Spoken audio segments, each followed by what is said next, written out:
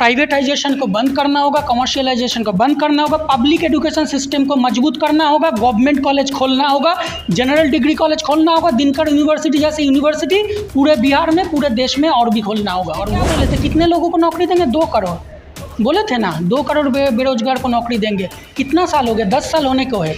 2 करोड़ छोड़ दीजिए, 2 लाख को भी नौकरी मिला है, 2000 भी सरकारी एम्प्लॉयमेंट हुआ है, कुछ नहीं हुआ। सामने आता है कि जो गवर्नमेंट के जो जॉब होता है, गवर्नमेंट जॉब में कट ऑफ एक रहता है, फिर सरकारी मंत्री के बच्चों को जगह देने के लिए कट ऑफ अचानक से 100 मार्क्स कम हो जाता है, 50 मार्क्स कम हो जाता है। तो ये जो सरकार है, ये अंबानी अदानी का सरकार है, और सरकार में जो बीजेपी आरएसएस का मंत्री है उनका सरकार है। देश का जो ऑटोनॉमी है उसको ख़त्म करने का जो साजिश है, देश का जो जुडिशियरी सिस्टम है उसको ख़त्म करने का जो साजिश है, इलेक्शन कमीशन का जो ऑटोनॉमी है उसको भी खत्म करने का साजिश जो है ये आरएसएस बीजेपी ऑलरेडी शुरू कर दिया है। इसके नेता ही है ना वो सांसद जो कुश्तीगीर है, ब्रिजभूषण सिंह, जो कुश्ती फेडरेशन के प्रेसिडेंट थे।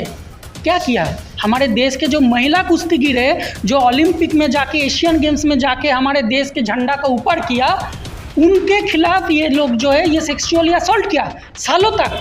और उसके बाद जब ओलंपिक में मेडल जीते हुए जो हमारे खिलाड़ी है, एशियन गेम्स में मेडल जीते हुए हमारे खिलाड़ी है, वो दिल्ली के सड़कों पे महीनों से बैठा हुआ है, और आज तक बीजेपी ने ब्रिजभूषण सिंह को दल से नहीं निकाला, सांसद पद खारिज नहीं किया। तो इससे पता चलता है कि महिलाओं की तरफ बीजेपी का नज़रिया क्या है। नमस्कार, बेगूसराय फ्रंटलाइन में आपका स्वागत है। इस वक्त मैं कार्यानंद भवन में हूँ। यहाँ पर आज प्रेस कॉन्फ्रेंस का आयोजन किया गया है। AISF का राष्ट्रीय सम्मेलन होने जा रहा है। ये सम्मेलन 28 सितंबर से 1 अक्टूबर तक चलेगा। यहाँ GD कॉलेज में कार्यक्रम, कोने कोने से लोग यहाँ आ रहे हैं और इस कार्यक्रम को सफल बनाने के लिए कार्यकर्ता कार्यक्रम में जुटे हुए हैं। यहाँ पर AISF के राष्ट्रीय अध्यक्ष हैं, इनसे बात करते हैं। बेगूसराय फ्रंटलाइन में आपका स्वागत। धन्यवाद। आप कहाँ से आए हैं? मैं कोलकाता से हूँ। आप कोलकाता से आए हुए हैं। आप AISF के राष्ट्रीय अध्यक्ष हैं? जी।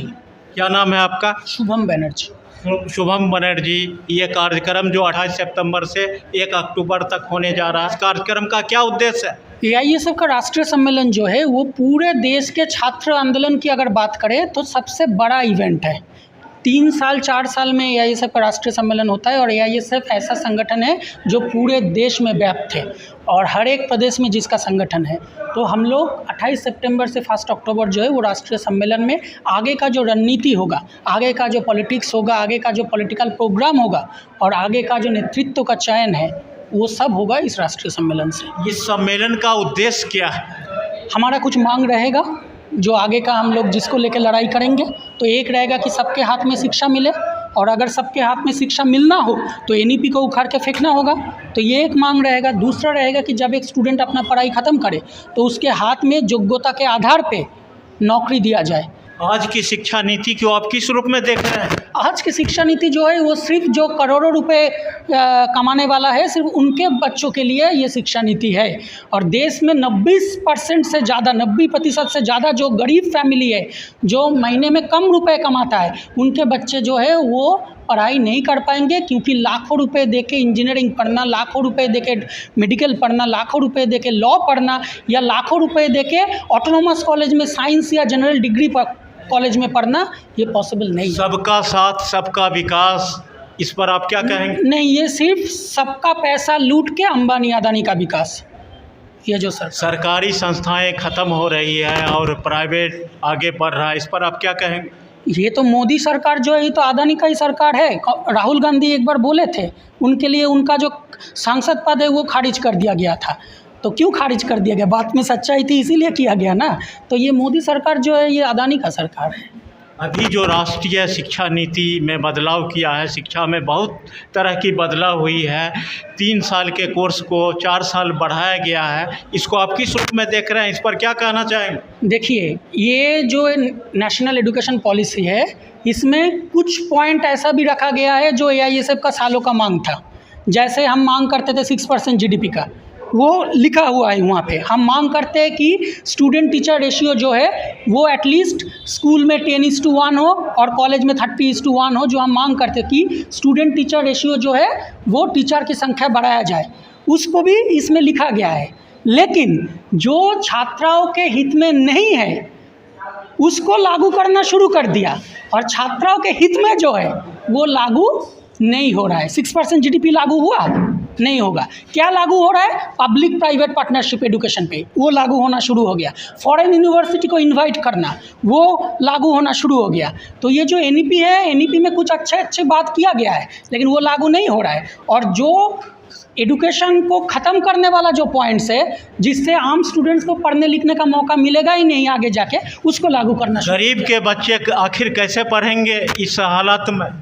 प्राइवेटाइजेशन को बंद करना होगा, कमर्शियलाइजेशन को बंद करना होगा, पब्लिक एजुकेशन सिस्टम को मजबूत करना होगा, गवर्नमेंट कॉलेज खोलना होगा, जनरल डिग्री कॉलेज खोलना होगा, दिनकर यूनिवर्सिटी जैसे यूनिवर्सिटी पूरे बिहार में, पूरे देश में और भी खोलना होगा, और वो पब्लिक एजुकेशन को ताकतवर बनाएगा। वर्षों से मांग है जो बेगूसराय में दिनकर के नाम पर दिनकर विश्वविद्यालय का स्थापना हो, आखिर ये विश्वविद्यालय क्यों नहीं हो रहा? इसमें क्या बाधा है, क्या अड़चन है? देखिए, सबसे पहली बात मैंने तो बोला कि कोई भी सरकारी कॉलेज, सरकारी विश्वविद्यालय आज के दिन में नहीं हो रहा है। जो भी हो रहा है प्राइवेट कॉलेज, प्राइवेट यूनिवर्सिटी हो रहा है, सरकारी हो ही नहीं रहा है। तो इसीलिए हमारा मांग है कि सबसे पहले सरकारी कॉलेज हो, सरकारी विश्वविद्यालय हो, और बेगूसराय की धरती पे जब सरकारी विश्वविद्यालय बनेगा तो वो जो है वो दिनकर जी के नाम पे होना चाहिए। देश में बेरोजगारी बढ़ रही, इस पर आप क्या कहेंगे? क्योंकि मोदी जी जो है वो बेकार के बारे में नहीं सोचते। क्या बोले थे? कितने लोगों को नौकरी देंगे? 2 करोड़ बोले थे ना, 2 करोड़ बेरोजगार को नौकरी देंगे। कितना साल हो गया? 10 साल होने को है। 2 करोड़ छोड़ दीजिए, 2 लाख को भी नौकरी मिले है, 2000 भी सरकारी एम्प्लॉयमेंट हुआ है, कुछ नहीं हुआ है। अभी तो सामने आता है कि जो गवर्नमेंट के जो जॉब होता है, गवर्नमेंट जॉब में कट ऑफ एक रहता है, फिर सरकारी मंत्री के बच्चों को जगह देने के लिए कट ऑफ अचानक से 100 मार्क्स कम हो जाता है, 50 मार्क्स कम हो जाता है। तो ये जो सरकार है, ये अंबानी अदानी का सरकार है, और सरकार में जो BJP RSS का मंत्री है उनका सरकार है। लोकसभा चुनाव के कुछ महीने बच गए हैं, क्या इस बार क्या लग रहा है आपको? देखिए, इस बार AISF का ये मानना है कि 2024 के चुनाव में फैसीबाद को हराना सबसे इम्पोर्टेंट है।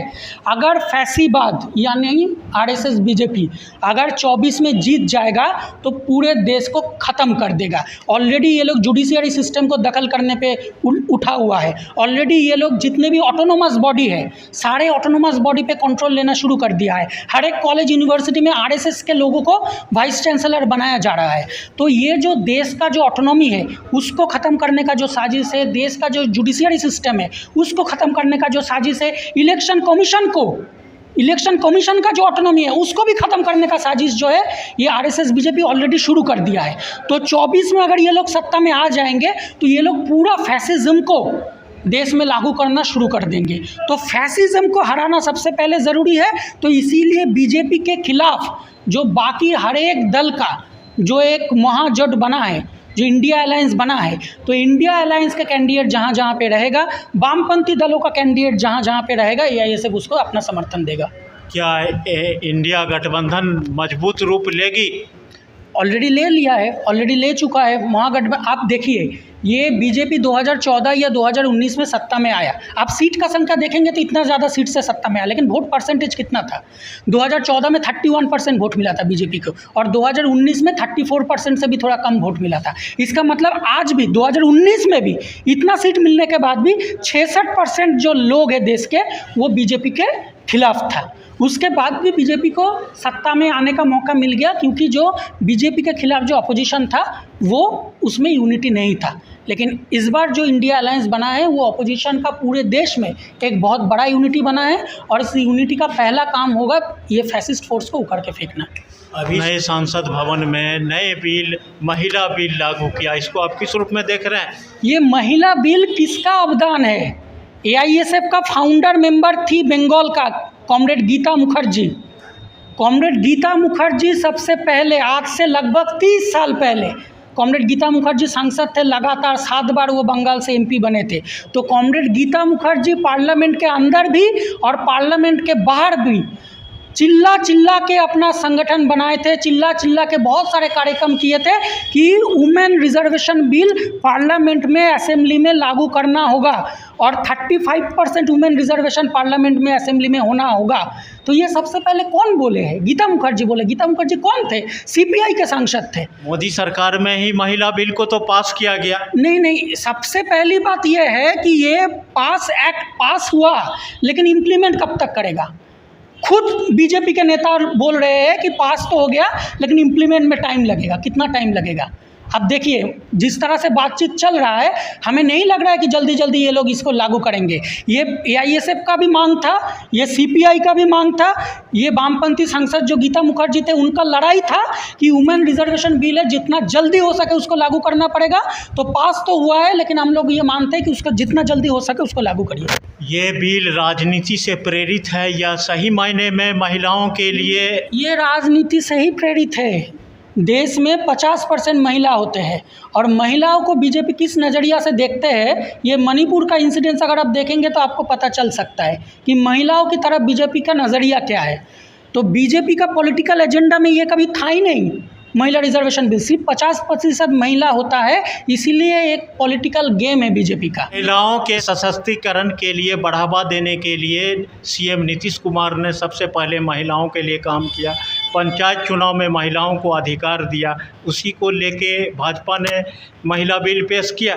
नहीं, बिल्कुल भी नहीं। भाजपा का जो नज़रिया है महिलाओं के तरफ, वो बाकी दल का जो नज़रिया होता है या वामपंथी दल का जो नज़रिया होता है उससे पूरा अलग होता है। महिलाओं को सम्मान तक भाजपा के नेता जो है वो नहीं करते। भाजपा के नेता ही है ना वो सांसद जो कुश्तीगीर है, ब्रिजभूषण सिंह, जो कुश्ती फेडरेशन के प्रेसिडेंट थे। क्या किया? हमारे देश के जो महिला कुश्तीगीर है, जो ओलंपिक में जाके, एशियन गेम्स में जाके हमारे देश के झंडा को ऊपर किया, उनके खिलाफ ये लोग जो है ये सेक्सुअली असॉल्ट किया सालों तक। और उसके बाद जब ओलंपिक में मेडल जीते हुए जो हमारे खिलाड़ी है, एशियन गेम्स में मेडल जीते हुए हमारे खिलाड़ी है, वो दिल्ली के सड़कों पे महीनों से बैठा हुआ है और आज तक बीजेपी ने ब्रिजभूषण सिंह को दल से नहीं निकाला, सांसद पद खारिज नहीं किया। तो इससे पता चलता है कि महिलाओं की तरफ बीजेपी का नज़रिया क्या है। ये महिलाओं को कभी सम्मान नहीं करते हैं, ये बस पॉलिटिकल एजेंडा है 24 के इलेक्शन को सामने देखते हैं। आप बेगूसराय पहली बार आए हैं, किससे पहले भी आए? बेगूसराय हम पे बहुत बार आ चुके हैं। लास्ट में बेगूसराय का जो जिला सम्मेलन हुआ था, इस राष्ट्रीय सम्मेलन को सामने रखते हैं, उसमें भी हम आए थे। क्या लग रहा है बेगूसराय जिला, आप कैसा महसूस कर रहे हैं इस जिले को?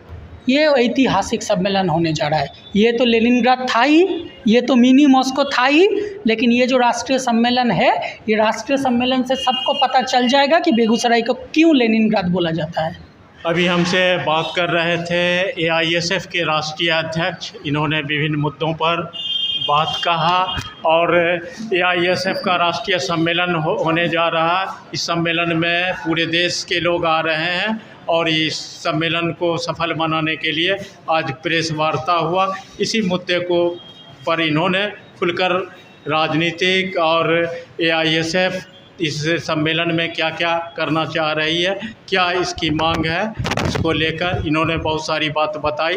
देखते रहिए बेगूसराय फ्रंटलाइन। मिलते हैं अगले वीडियो में। धन्यवाद।